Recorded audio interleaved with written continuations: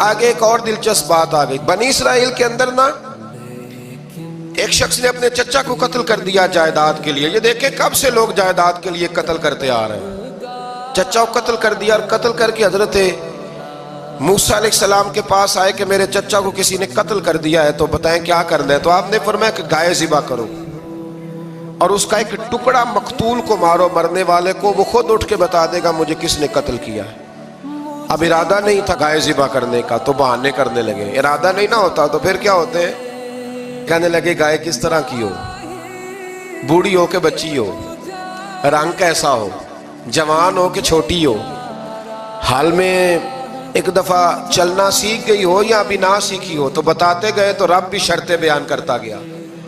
گہرے زرد رنگ کی ہو, حال کے اندر اسے نہ چلایا گیا ہو, پانی نہ نکالا گیا ہو, نہ بچی ہو نہ جوان ہو, اس کے درمیان ہو. یہ ساری شرطیں کہاں پائی جاتی تھیں؟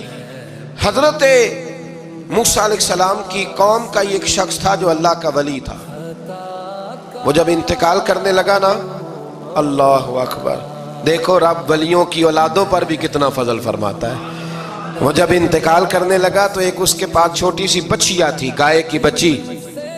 اس نے جنگل میں چھوڑ دی. کہنے لگا یا اللہ میں تیرے نام پہ چھوڑتا ہوں, میرا بچہ جوان ہو جائے تو اسے دے دینا, اور تو سرمایہ ہی کوئی نہیں. بچہ بڑا ہوا تو بچہ بھی بڑا نیک تھا, اپنی ماں کا بڑا فرما بردار تھا.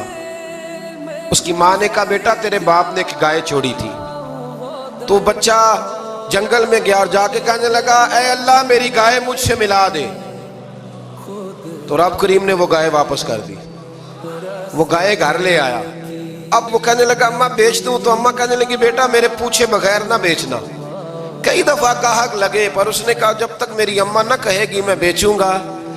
ادھر بنی اسرائیل والے شرطیں جتنی گائے کے بارے میں پوچھ چکے تھے وہ ساری اسی گائے میں پائی جاتی تھی. تو یہ ڈھونڈتے ڈھونڈتے وہاں پہنچ گئے تو کہنے لگے گائے چاہیے. تو اس نے کہا بھی تمہاری مرضی سے نہیں, قیمت میری مرضی کی.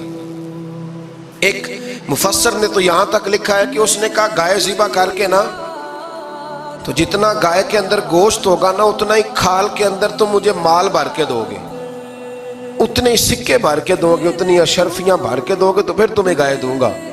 تو پھر یہ گائے انہیں ملی اور یہ گائے لے کر کے آئے. زیادہ سوالات نہ کرتے تو زیادہ الجھتے نہ. ہم بھی دین کے معاملے میں بڑے سوال جواب کرتے ہیں, اتنا سوال کریں جتنی اس کی ضرورت ہے. ان لوگوں نے سوالات زیادہ کیے تو پھر الجھ زیادہ گئے. تو میرے بھائی اس کا ذکر بھی اللہ تبارک و تعالیٰ نے پہلے پارے کے اندر بیان فرمایا. پھر